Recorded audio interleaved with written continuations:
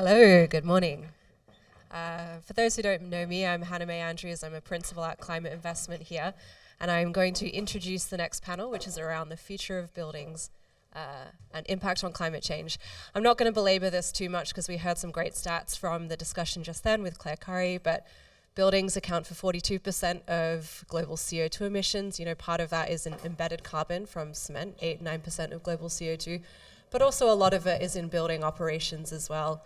I think we also heard that there's, an imbalance of venture funding going to the built environment. There's a stat that I read on the tube here, which is 4% of climate-focused venture dollars between 2013 and 2021 went to the built environment.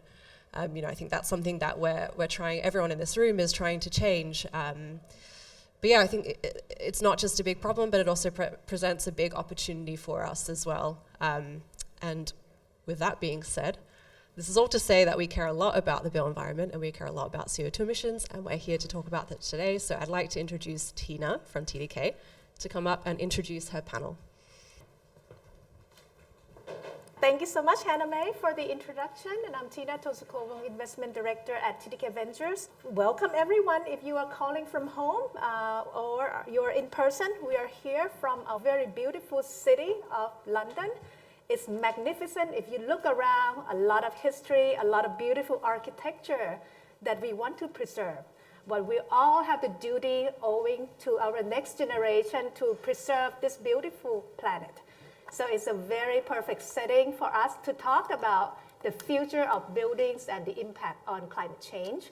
So joining me today are three esteemed panelists, Cindy Boff, Managing Director of Ventures from Climate Investment, Sam Foster, Partner from ERM, and also Ralph Shepp, CEO and Founder of Converge. So please join me, grab a seat.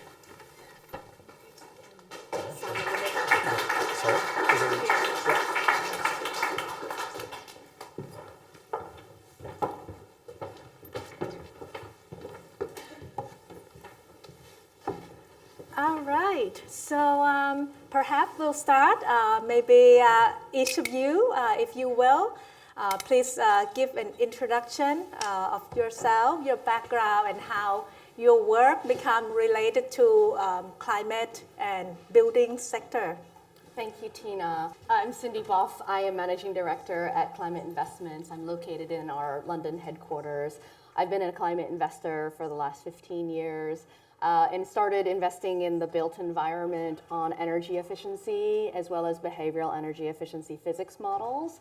And I would say in Cleantech 1.0, there were a couple challenges on that, and I think they're and I'm more hopeful that sort of this new climate tech wave, there's going to be more investment and more opportunities. Amazing. Thank you, Cindy, for joining us. And Sam. Thanks. Yes, Sam Foster, partner at ERM, Environmental Resources Management. We're a global sustainability consultancy, around 8,000 staff. I joined the company through the acquisition of a dedicated low-carbon energy consultancy called Element Energy. And I've been working in the built environment decarbonisation space for just over 10 years. My original background was a PhD research in solar energy in the lab, making printable solar cells, but wanted to move into something more direct impact in this space. So I think looking back, reflecting on the 10 years, 11 years in the sector, in the first phase of that, we were working predominantly for the policymakers and the technology developers. The market for this stuff was even smaller than it is today. It was really not a lot of work to be had from the big corporates and private equity investors. So we've supported governments across the globe developing the kind of policies to bring these technologies to market slowly over the years. And it's been absolutely stark the last 2-3 years, the explosion of interest in big corporates, in private equity and investors in looking to decarbonize their building portfolios, their portfolio companies' operations. So that's been wonderful to see. Really looking forward to sharing some thoughts, having a good discussion with the group today. Amazing. And Ralph, please. Hi, everybody. Raphael Sheps, the co-founder and CEO at Converge.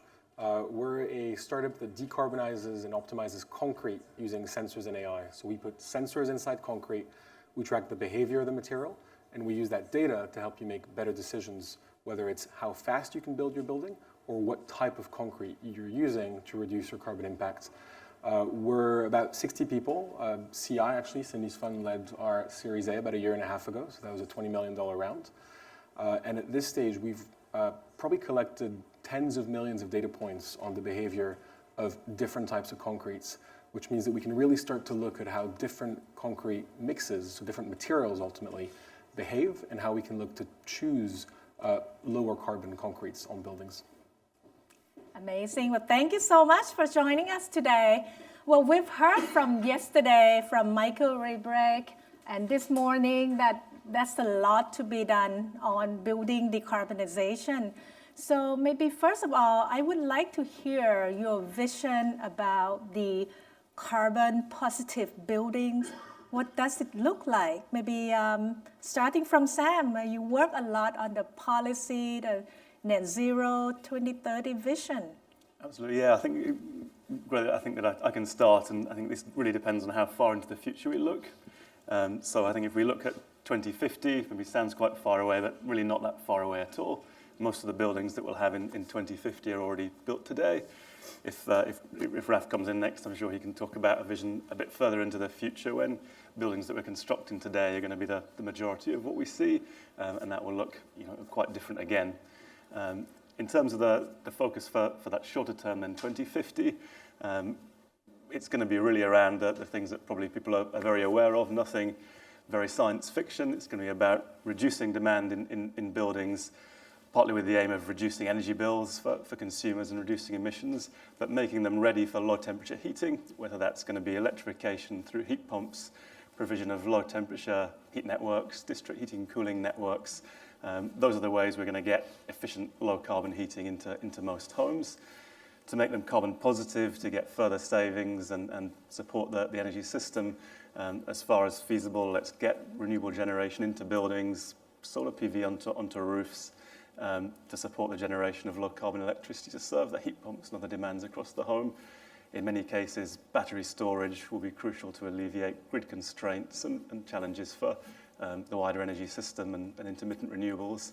And a really key part of that will be moving away from this paradigm of an energy system where its supply is built to the absolute peak, the coldest day of the winter, with extra buffer for people turning on everything all at once, to boiling the kettle at half time of the World Cup and so on, to a system where we're much more integrated in terms of demand and supply, and people are responding to price signals from the network and producers on when to use and when to store energy.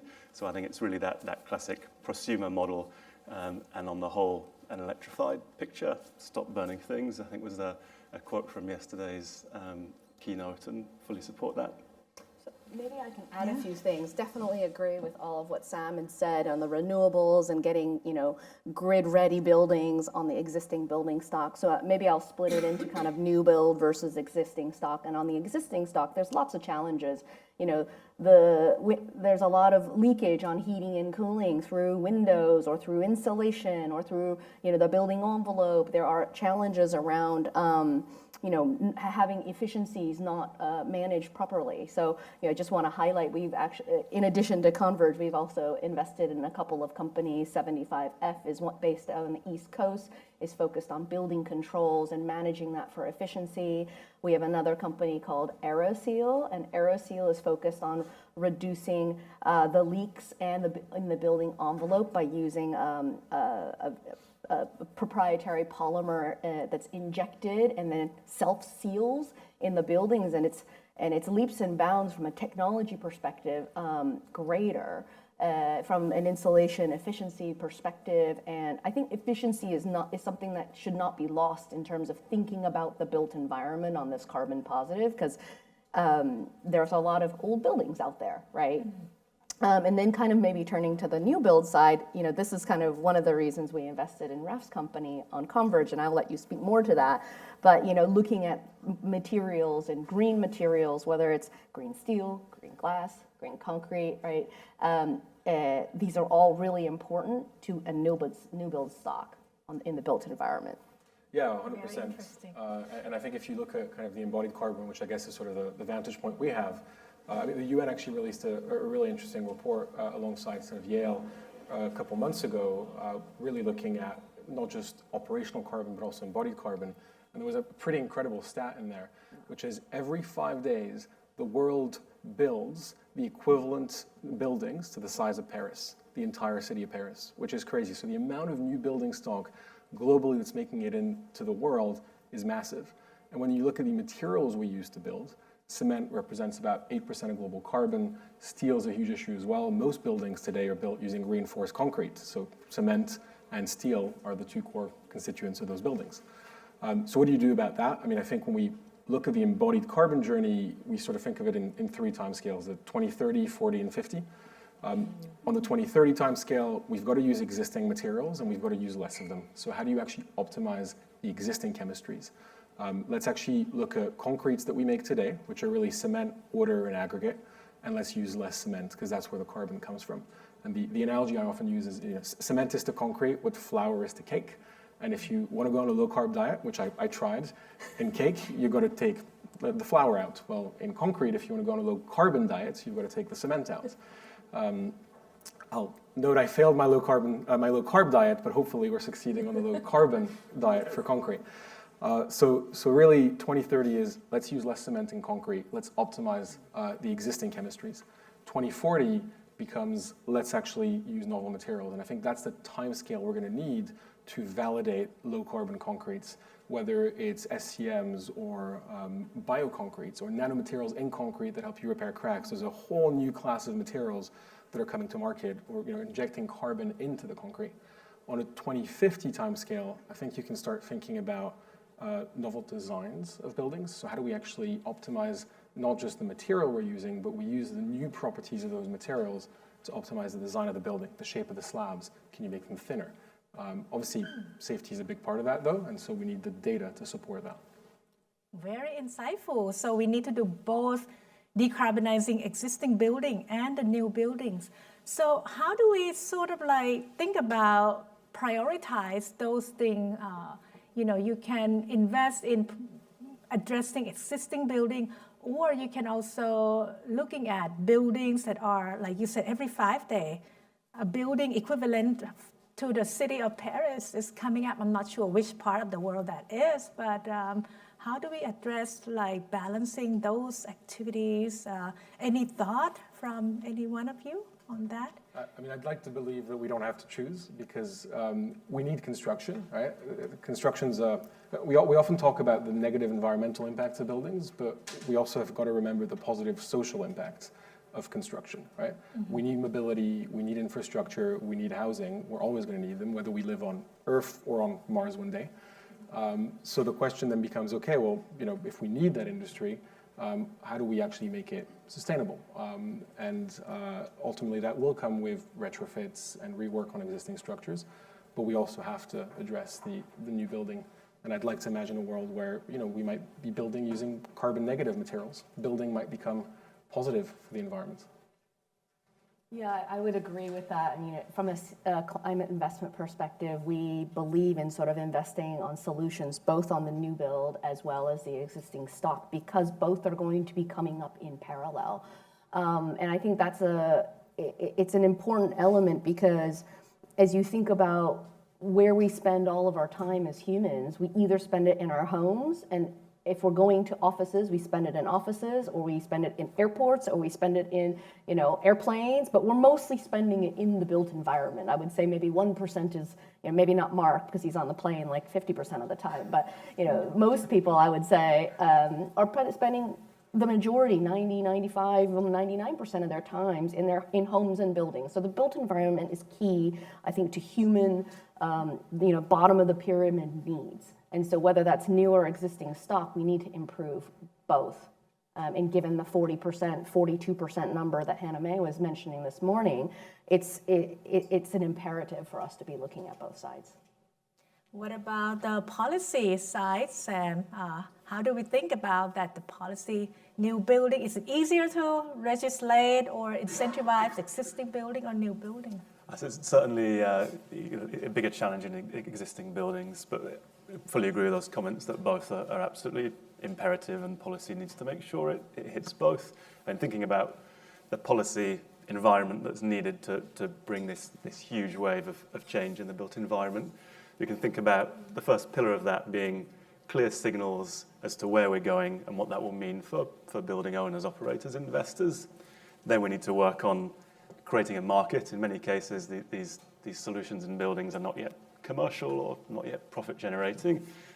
So we need to create demand, and then we need to ensure that supply is ready to serve that. So thinking of those three in turn, the signaling of where we need to get to, I'm thinking here of things like minimum energy and carbon performance standards, both for existing and for new build. Existing buildings has been behind new building regs for some time, but it's coming together, mixed picture. Things like phase out of fossil fuel dates and on and off gas properties.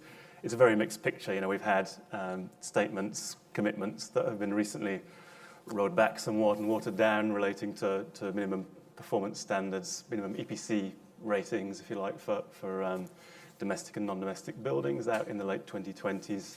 Phase out dates for fossil heating in new builds for 2025, that still stands, but existing buildings, it's more like mid-2030s that will be coming on. But it's crucial that there's a signal of where we're going, phase out fossil fuels, higher energy and carbon performance, and that there's going to be some regulatory teeth to that. There's going to be a mandate. People are going to be eventually forced off these options, if you like, and so everyone needs to plan forward with enough lead time to make that work. On the demand side, the market making, the one that we've heard a lot about, which is some of the great news coming from the US the last year or so, on the subsidies and tax incentives side, lots of funding available now in those huge markets of the US. As Claire mentioned, there's even bigger sums of money available, albeit in the jungle of funding schemes within the EU. The funding is now there, not always the easiest to access to make these projects happen, so work done to be there. But fundamentally, that's around things like tax breaks or grants for heat pumps, energy efficiency that we see in many countries. But one that's been less spoken of and is frustratingly still not implemented in the UK and many other countries is around the rebalancing of fuel prices, so gas and electricity prices particularly.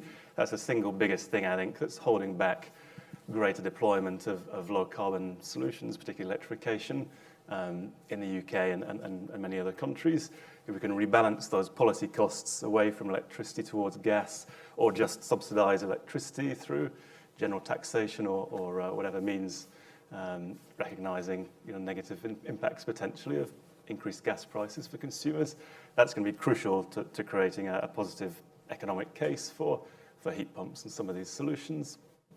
We're seeing some of the suppliers taking that into their own hands, OVO, who are looking to get into the whole value chain for heat pumps, among others. They're offering a half-price electricity for heat pumps versus other uses until the governments catch up and implement something similar more broadly.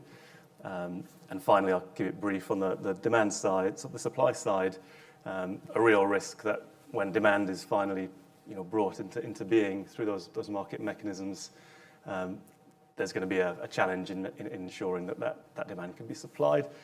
Installers of energy efficiency in the heat pumps, there's not enough of them. Manufacturing capacity, great investments going on now across Europe, but still needs to catch up. So crucial that those things are brought along in parallel to reach that endpoint.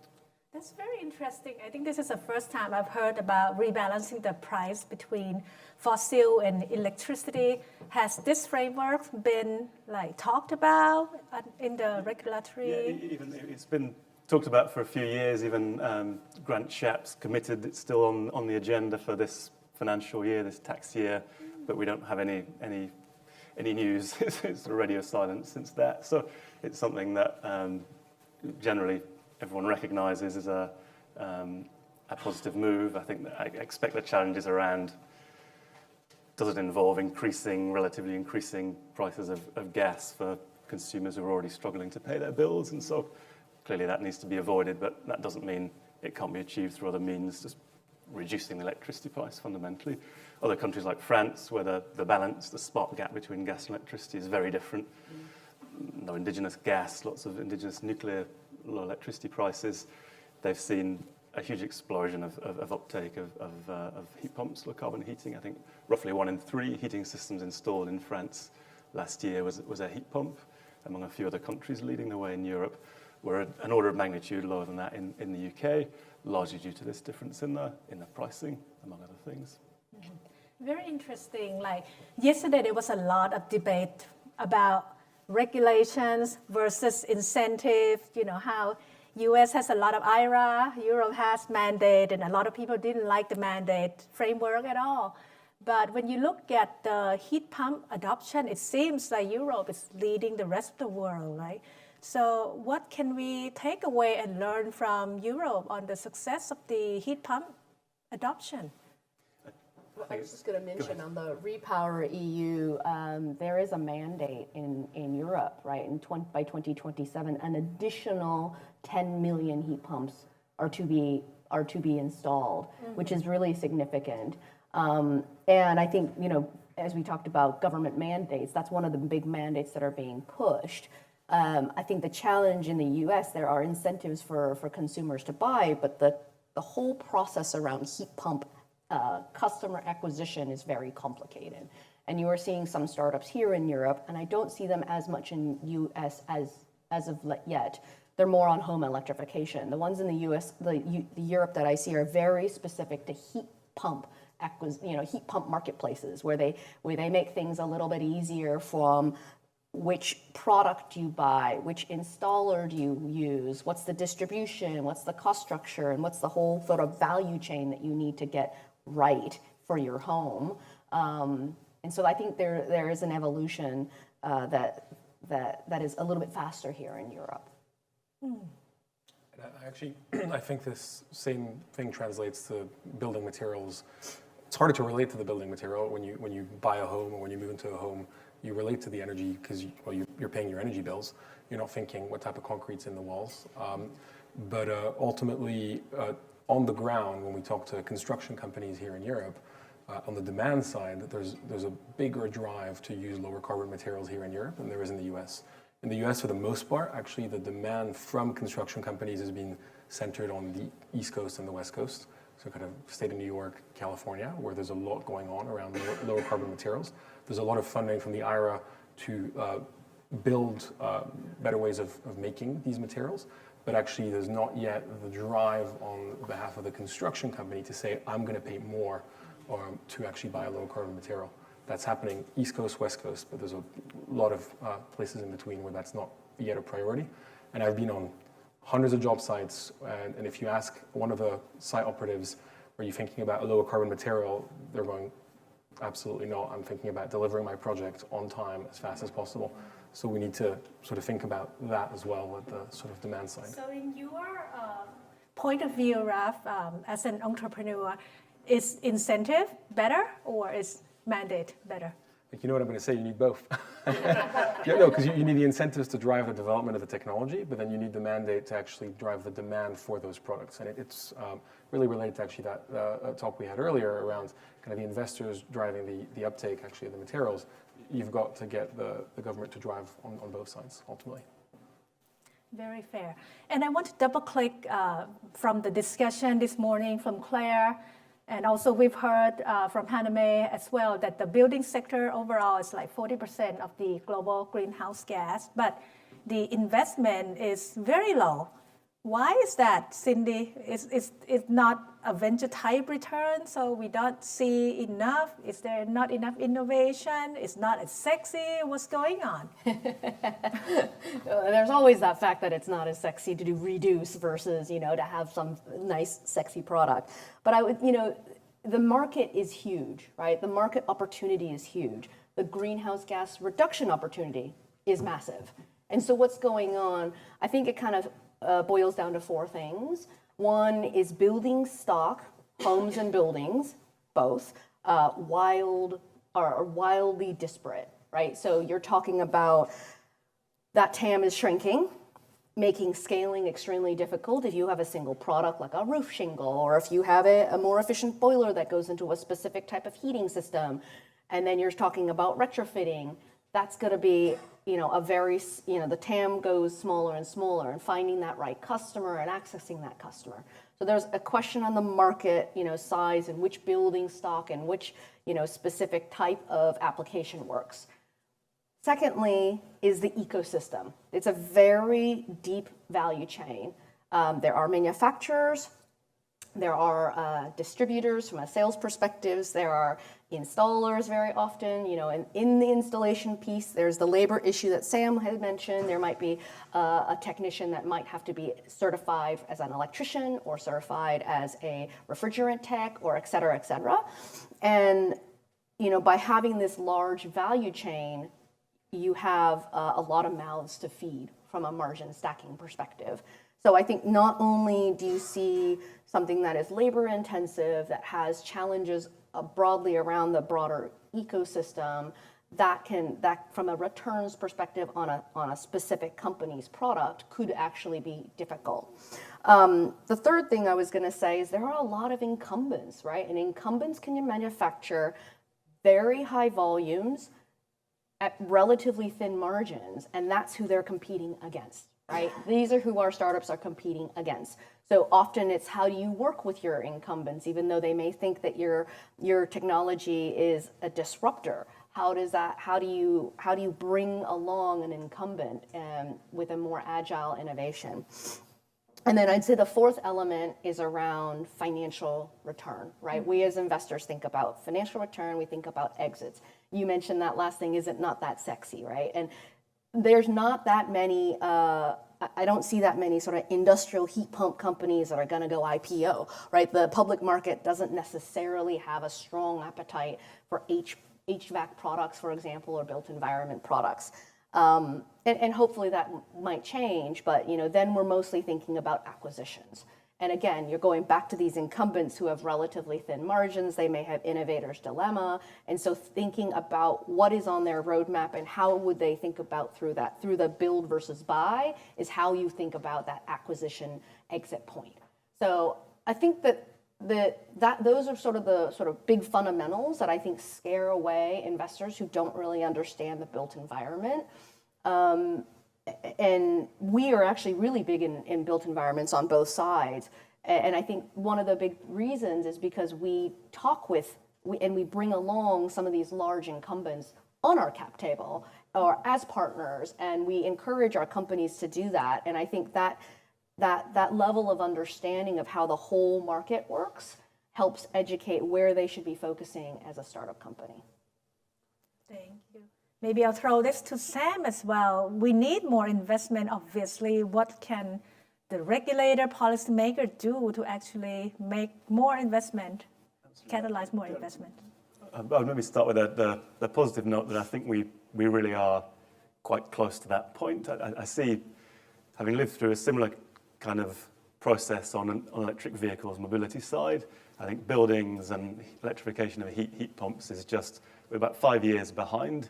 But I can see the same signals. It was probably a year or two ago, heat pumps started hitting the front pages of national newspapers, and it becomes more in the mainstream conversations. And I think that all makes sense given the time horizon that policymakers are generally signaling for phase out of fossil fuels. It's that mid-2030s in existing buildings that's, again, roughly that 5 years behind mobility, where most cars sold or all cars sold from 2030 are going to be electric. So I think it's all these pieces of the puzzle are moving into place, and it'll be a rocky journey, and we've just seen a step backwards from the UK government in the last few weeks. But those things that we've already talked about are coming together, and they will create the signal of where we're going. They'll create that market for demand, and investment is really starting to go in the supply. I think I was reading some of the major heat pump manufacturers, who often are the major gas boiler manufacturers. So you can see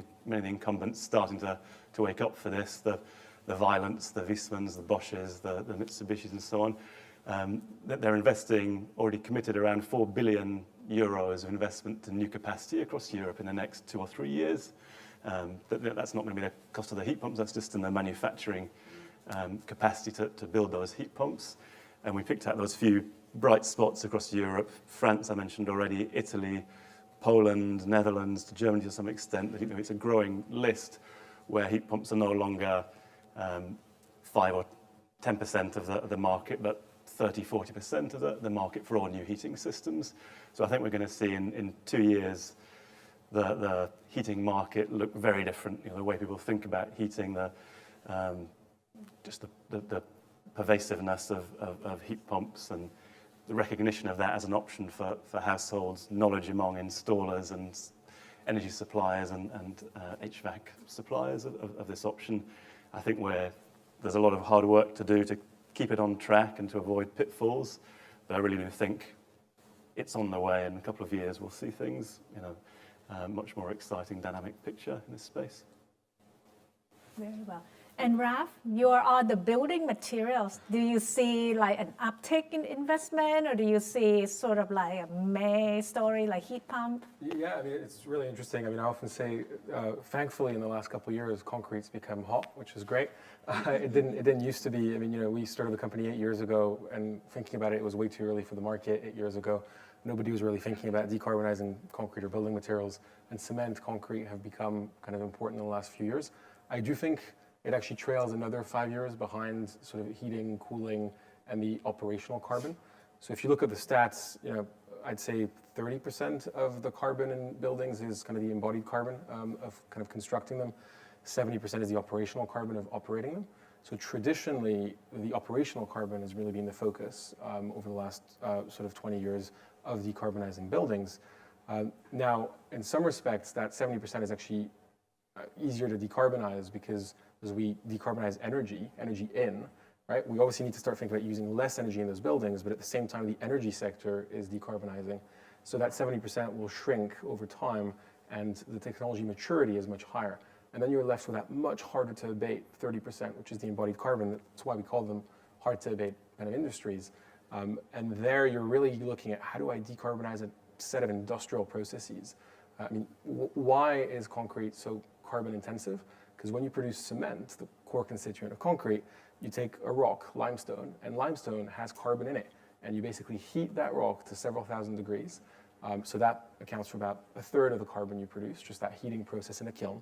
But then the rock, as it heats up, releases CO2 as part of that industrial process. So those sorts of things are hard to actually decarbonize. And so I'd say we're as an industry probably trailing a couple years behind in terms of funding. Now, why is that? I think Cindy touched on some really good points, the fragmentation of the industry. When we sell our products, we often have to deal with the specialist contractor, the general contractor, the owner or developer, the structural engineer, the concrete testing lab, the material supplier who's actually producing that concrete. So you've got 6 different stakeholders here.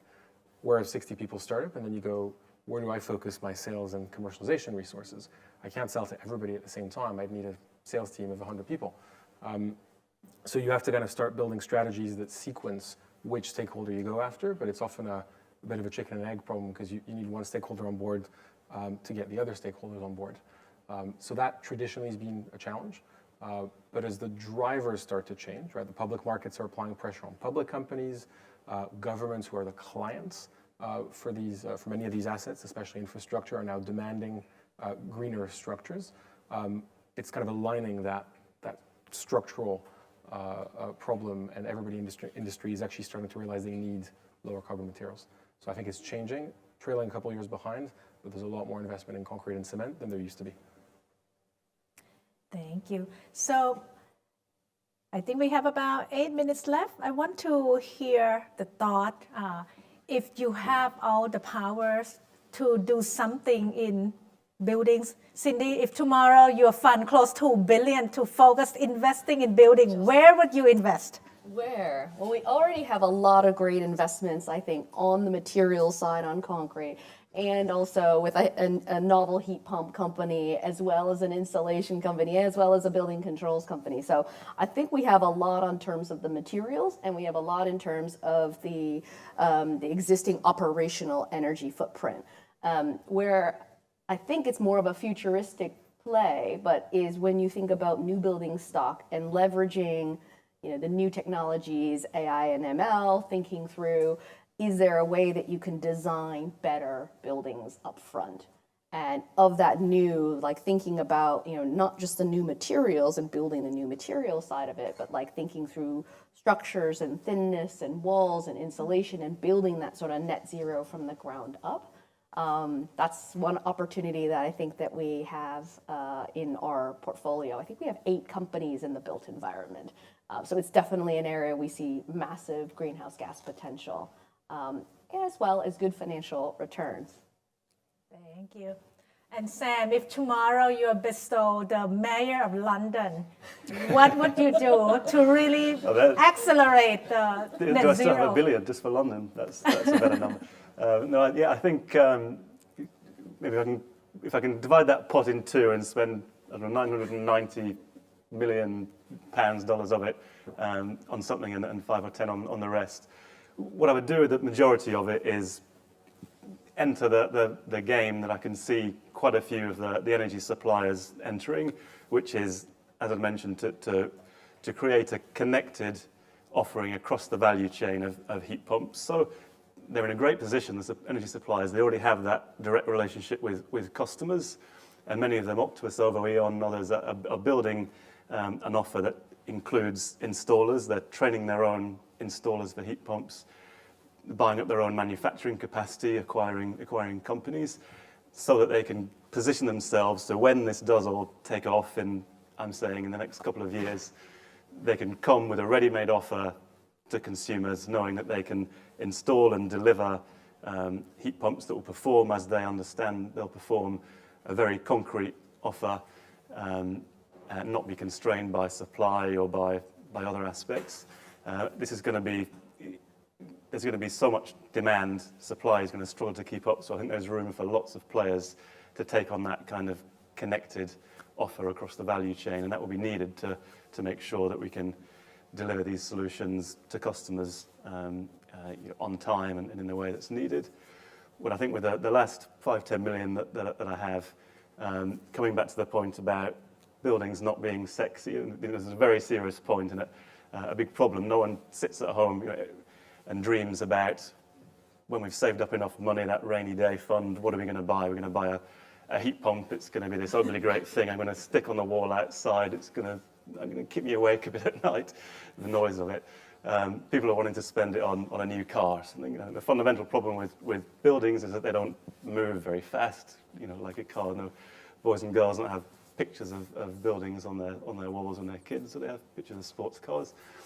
So I think I would put that money, that little pot, into the world's best brains on marketing and consumer advertising, I guess, to come up with ideas of how to make this product as appealing to consumers as, if not a fast car, at least as a new kitchen or a new bathroom. They're just too ugly and boring sounding. We need to make them exciting and aspirational to complete that puzzle for how we get these things across all the homes in the UK and globally. Very well. We have to make heat pumps sexy. Well, I got a portfolio company for you. All right. And Raf, we're not allow you to put $2 billion into your company. What would you do? Just joking. If anybody has $2 billion to invest in Converge, please come talk to me afterwards. I think there's some amazing stuff going on across the sector. I'd say we can look at it in terms of timescales. Being a sensor company, I think the first thing I'd say is data, not just sensor data. There's actually a bit of a boring answer in the first instance, which is data exists in silos and is not centralized across the construction industry. One of the most impactful things we did was actually build a solution that's helping contractors literally just keep concrete data in one place. Because when you do that, then you can actually start to analyze that data. And so if you can create a proper data lake that actually describes construction effectively across each stage of construction, including from sensors, including from human measurements or from humans on the job site, then you can actually start to optimize for constructability, optimize the design as well, actually, as kind of Cindy was talking about the design phase. So it starts with data and investing in solutions that actually clean that data to the point where you can actually leverage it to make better decisions. Then I think at that point, you've actually got construction techniques. We haven't talked about a huge amount, but modular construction, there's a whole new set of techniques and new ways of building on the delivery side that actually might help enable the use of lower carbon materials. One of the challenges with low carbon concretes is they take a lot longer to cure. But if you prefabricate them in a factory, you can actually manage that process and it doesn't delay the actual sort of assembly of the job sites. So there's all these kind of novel construction techniques that we need to actually start investing into. And then that leads you into the design of the structures. And what Cindy was talking about in terms of generative design or new ways of actually building buildings and leveraging AI to take the data we're gathering from the actual delivery of the structure to then design better buildings that themselves are easier to build, lower carbon to build, but also lower carbon to operate. Because the shape of your building actually influences the operational carbon as well. And then if I look at kind of the last time scale, I mean, biomaterials is a really cool area. You're starting to see concretes that self-heal, both using kind of biology or nanomaterials. I mean, I literally the other week saw a crack heal on its own in a building material. I mean, that was in a lab, so we're far from that actually being a thing. But I think we will kind of head there. And we were actually debating this as a panel the other week. It might take 10 or it might take 50 years, but I think one day we might grow buildings rather than build buildings. Amazing. So that's how you make concrete sexy and smart. So I think we have 2 minutes. I'd like to take the questions from the audience. Hi. As regards energy efficiency for buildings, sort of a two-part related question. One is, it has always faced what is called the agency problem, which is tenants don't want to install anything because they don't own the building, and owners don't want to install anything because it's the tenants who pay for the cost of the energy, so they have no incentive. So have there been ways to overcome that? And kind of the related question is, why have ESCOs really not done that well? The first one, yeah, thanks for the questions. I think absolutely you highlight a very key challenge why we're not much further down this road than we are in terms of the landlord-tenant split incentive. And I think this is where the importance and value of those regulatory measures that I came to is so important. The real estate industry was essentially ready for the minimum EPC standards that were about to come in this country for minimum EPC C by 2027, B by 2030. I think we can think of more creative ways to try and create proactive retrofitting of properties that are leased to tenants. But I think giving that signal that simply you'll face a penalty, the building has to reach a certain level of energy carbon performance by a certain backstop date will be the only way to really cover the whole stock of those type of buildings. Just give the landlord a signal that he understands, which is a regulatory one. So I think to add on top of that, in New York, they've passed Local Law 97, which is a penalty for building owners around efficiency. And there is a major problem around agency versus tenancy there. One of the portfolio companies we did investment is Gradient Comfort, which does a window-based air sourced heat pump that can withstand sort of the cold winters of a New York winter. And it sits in the tenant window, but gives them their window back where they have both heating and cooling.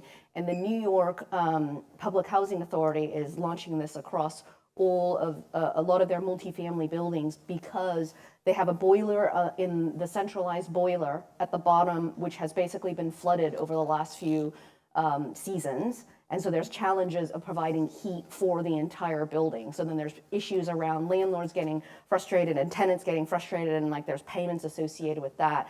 And one of the solutions is give the control to the tenant, right? By giving them the access and control for the heat and cool.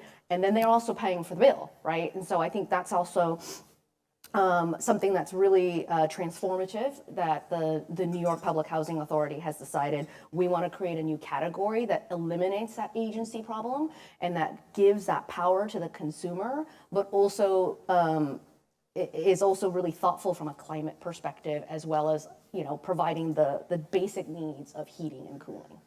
Wonderful. Well, maybe one more question, please, over here. Thank you. Regarding the last question, actually, because for me, as a tenant, at least how I see it in Germany, I don't know if it's different in other countries, tenants tend to move every couple of years. And I think even if you're able to put in your own heat pump in your window, you might still have a mismatch of the lifetime of your heat pump and how it fits in your specific apartment and how often you might move. So like how can that be addressed ultimately if as a tenant you have a perspective of like 2 years, but as a landlord you have a perspective of 20 years, and the assets that we're talking about, like these heat pumps, they would also last more than the 2 or maybe 5 years that people maybe on, I don't know the average number, but they live in an apartment.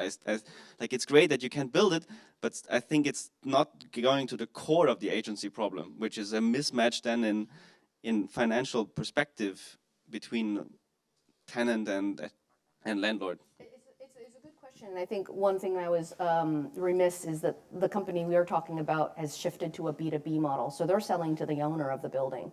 And the owner of the building is looking at it from an economic value proposition, doesn't make sense from a heating and cooling perspective. And because there's really limited installation, no holes in the window, no refrigerant tech, no labor associated with it, it actually comes out on parity. And so then whether the tenant changes or not, it doesn't matter.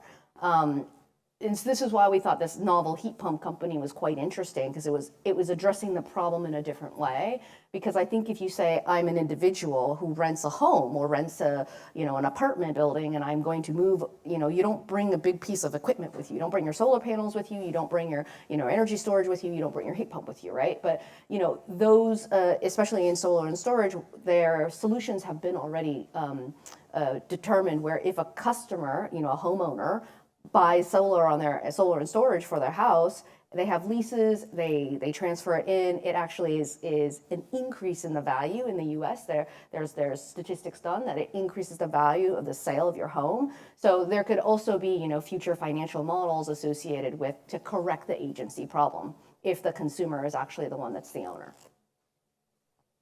Very well. I think we are at time, so please join me, give a round of applause to our speakers.